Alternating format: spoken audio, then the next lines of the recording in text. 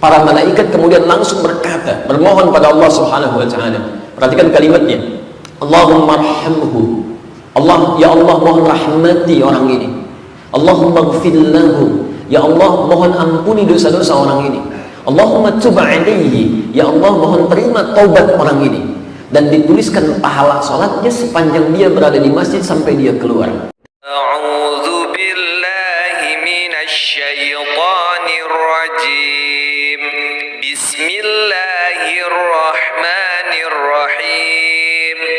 Asyhadu an la ilaha illallah wa asyhadu anna Muhammadar Rasulullah. Tingkatkan iman Anda di maghrib dengan menunaikan sholat berjamaah misalnya, dan di masjid. Kalau Allah sudah naikkan, maka rumusnya Anda jangan turunkan. Sholat di masjid itu lebih baik dibandingkan dengan sholat di tempat biasa. Perhatikan bandingan pahalanya.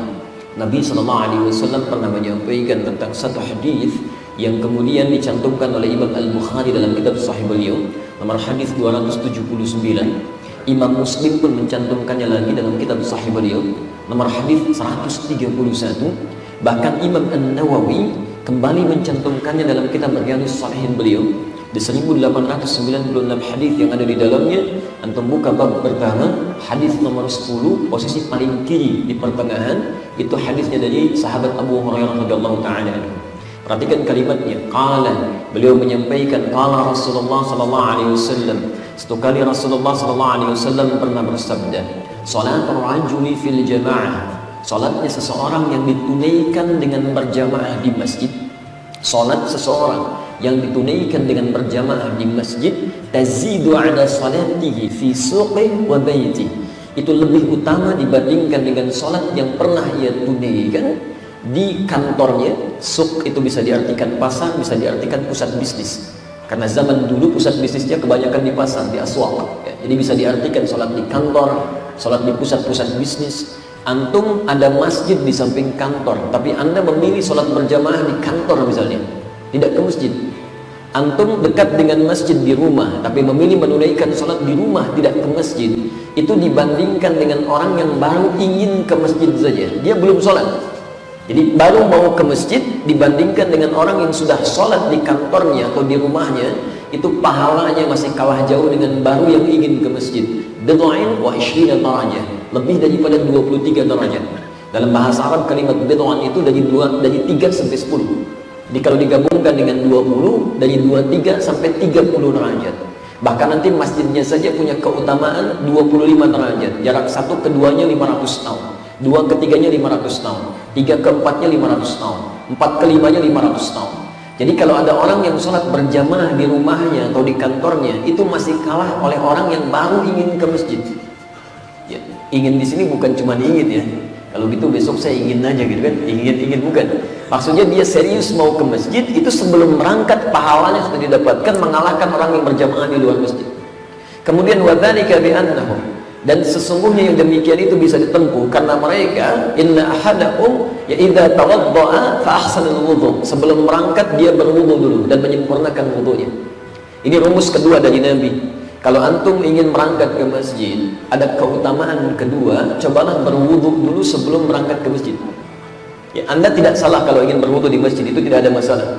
Tapi kalau Anda bisa berwudu sebelumnya, Allah berikan keutamaan lain melalui lisan Nabi SAW. Kalau Anda bisa melakukan itu, thumma atal masjid, kemudian dia berangkat ke masjid, wa khutta, maka dituliskan di langkah pertamanya, yurfa'u biha darajat, diangkat derajatnya di sisi Allah Subhanahu wa taala, diberikan pahala lagi.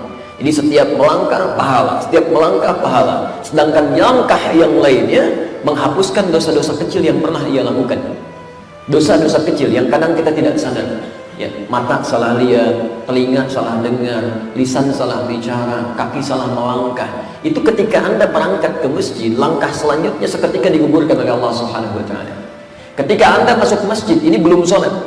Anda masuk masjid, kemudian Anda mengucapkan Allahumma ftah li abwaaba rahmatik wal malaikatu yaqulun. Para malaikat kemudian langsung berkata, bermohon pada Allah Subhanahu wa taala. Perhatikan kalimatnya. Allahumma arhamhu.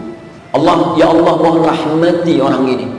Allahumma ighfir lahu. Ya Allah, mohon ampuni dosa-dosa orang ini. Allahumma tub alaihi, ya Allah mohon terima taubat orang ini. Dan dituliskan pahala sholatnya sepanjang dia berada di masjid sampai dia keluar. Jadi bukan cuma sholat berjamaahnya dituliskan 27 derajat, tapi sepanjang dia berada di masjid, sebelum dia keluar, itu semua pahala sholat terus dituliskan lagi, dituliskan lagi, dituliskan lagi, sampai dia keluar dari masjid. Malam yu'dhi aw yuhdith, sepanjang dia tidak merusak amalannya dengan perbuatan-perbuatan yang merusak amal, seperti riya, atau mengganggu orang lain, atau sengaja membatalkan wudunya. Perhatikan, dari sekian hamba Allah yang pernah beraktivitas di maghrib ini, Anda yang terpilih untuk mendapatkan peluang pahala-pahala itu. Mohon izin, barangkali sementara saudara-saudari kita telah menghadap pada Allah sesuai dengan ajalnya, karena menurut Allah bekal kalian sudah cukup, amal kalian sudah banyak, surga sudah menanti, dosa kalian sudah begitu ringan. Ini hamba-hambaku yang sekarang masih diberikan kesempatan hidup, yang matanya masih berpeluang salah melihat, yang telinganya masih bisa mendengar sesuatu yang melahirkan dosa, yang lisannya bahkan berkata sesuatu yang tidak Allah ridhai.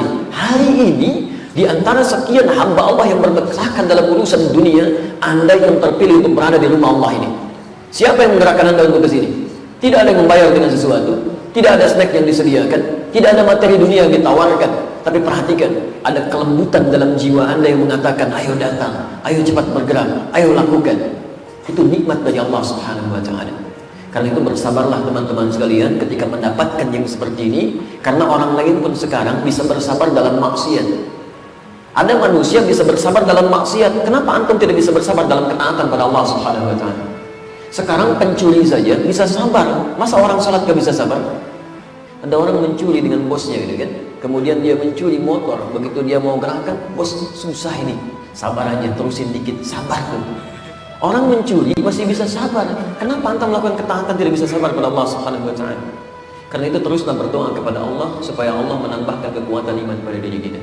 Dan kita bermohon pada Allah Subhanahu wa Ta'ala, semoga nikmat ini tetap dijaga oleh Allah Subhanahu wa Ta'ala, dan semoga kita diwafatkan oleh Allah dalam keadaan yang terbaik menghadap kepadanya.